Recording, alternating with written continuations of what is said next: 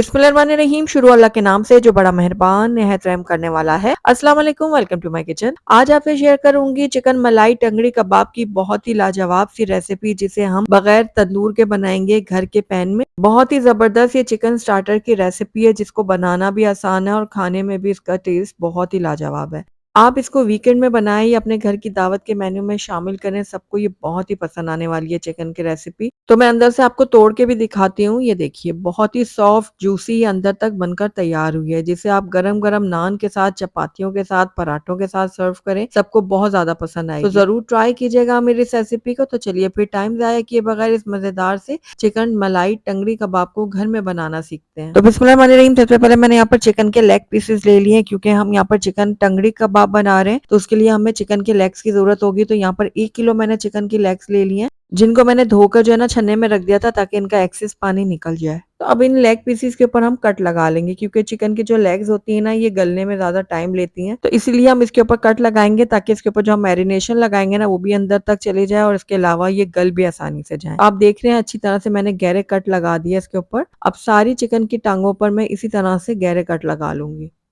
ये देखिए इस तरह से। तो सारे लेग पीस के ऊपर मैंने कट लगा लिए, ये देखिए। अब इसकी हम फर्स्ट मैरिनेशन करेंगे। तो सबसे पहले मैं इसके अंदर ऐड करूंगी नमक। नमक आप अपने टेस्ट के अकॉर्डिंग डाल सकते हैं। मैंने 1 चाय का चम्मच डाला है। इसके अलावा मैंने एक लीमू लिया था, उसका भी रस निचोड़ के हम अच्छी तरह से इसके ऊपर डाल देंगे। तो यहाँ पर देखिए, लीमू को भी मैंने अच्छी तरह से निचोड़ दिया चिकन के ऊपर। अब नमक और लीमू को हम इसके ऊपर लगाएंगे अच्छी तरह से। तो उलटते पलटते मैंने अच्छी तरह लगाया है, ताकि हर पीस के ऊपर ये दोनों चीजें मुकम्मल तौर पर लग जाएं। तो बस अब इसको कवर करते हैं और फ्रिज में रख देंगे इसको आधे घंटे के लिए मैरिनेट होने के लिए। तो यहाँ पर देखिए, चिकन को मैरिनेट होते हुए आधा घंटा हो गया है। तो मैं आपको चेक करवाती हूँ। देखिए चिकन का पानी काफी निकल आया है, ये आप देख रहे हैं। तो इस पानी को ना हमने डिस्कार्ड करना है, क्योंकि हमने इसके ऊपर मैरिनेशन करनी है। तो उसके लिए हमें इसको चिकन को ड्राई करना होगा। तो यहाँ पर मैंने एक छन्नी ले ली और छन्नी में हम ये सारी चिकन के पीसेस जो है ना वो डाल देंगे और इसका पानी अच्छी तरह से हम निकाल लेंगे। दूसरी तरफ है ना, हम इसकी मैरिनेशन तैयार करते हैं। तो यहाँ पर मैंने ले लिया आधा कप दही। अच्छा, आपने कोशिश ये करनी है, दही को अच्छा गाढ़ा होना चाहिए। तो इसलिए मैंने छन्नी में ये दही डाल के रख दिया था पहले से ही, ताकि इसका पानी अच्छी तरह से निकल जाए। अब आधा कप ही इसके अंदर मैं फ्रेश क्रीम का इस्तेमाल करूंगी। मैं यहाँ पर टेट्रा पैक क्रीम का इस्तेमाल कर रही हूँ, लेकिन अगर आप चाहें जो दूध की मलाई होती है ना फ्रेश, वो भी आप इसके अंदर ऐड कर सकते हैं। इसके साथ ही जाएगा 1 अदद अंडा। उसके बाद इसके अंदर मैं ऐड करूंगी 1 खाने का चम्मच लहसुन अदरक का पेस्ट। हाफ टी स्पून इसके अंदर मैं ऐड कर रही हूँ इलायची का पाउडर। नमक आप अपने टेस्ट के अकॉर्डिंग डालिएगा। मैंने 1 चाय का चम्मच ऐड किया है। 1 चाय का चम्मच इसके अंदर मैंने गरम मसाला पाउडर ऐड किया और 1 चाय का चम्मच मैं इसके अंदर ऐड करूंगी सफ़ेद मिर्चों का पाउडर। आप चाहें तो काली मिर्चों का पाउडर भी ऐड कर सकते हैं। यहाँ पर बिल्कुल बारीक चॉप की हुई मैंने हरी मिर्च डाली है 1 खाने का चम्मच, और 2 खाने का चम्मच मैंने बारीक कटा हुआ हरा धनिया भी इसमें शामिल कर दिया है। अब सारी चीज़ों को हमने बहुत अच्छी तरह से वेल कंबाइन करना है। तो ये देखिए, विस्कर की मदद से मैंने सारी चीज़ें अच्छे से मिक्स कर ली हैं। अब बाइंडिंग के लिए हम इसके अंदर ऐड करेंगे 2 खाने के चम्मच कॉर्नफ्लोर।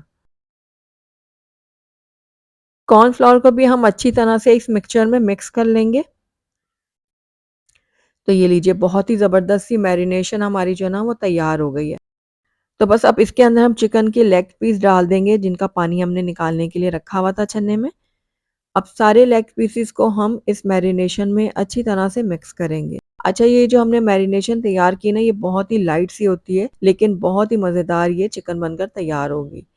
तो ये देखिए, हर पीस को मैंने इस मैरिनेशन में अच्छी तरह से डिप कर दिया, और जो हमने इसके अंदर गहरे कट लगाए हैं ना, उसकी वजह से अंदर तक ये सारे मसाले जाएंगे। तो यहाँ पर बस अब इसको कवर करते हैं और तकरीबन 1.5 से 2 घंटे के लिए इसको हम मैरिनेट होने के लिए छोड़ देते हैं। तो चिकन के पीसेस हमारे बहुत अच्छे से मैरिनेट हो गए हैं। यहाँ पर हाफ कप मैंने ऑयल ले लिया और इसको हम गरम कर लेंगे। उसके बाद एक एक करके अपनी मैरिनेट की हुई चिकन की जो ये लेग पीसेस हैं वो रख लेंगे। तो यहाँ पर देखिए, इस तरह से मैंने सारे जो लेग पीसेस हैं वो सेट कर दिए हैं। अब इसको कवर करेंगे 5 मिनट के लिए। हम एक साइड से इसको लो फ्लेम में पकने के लिए छोड़ देंगे।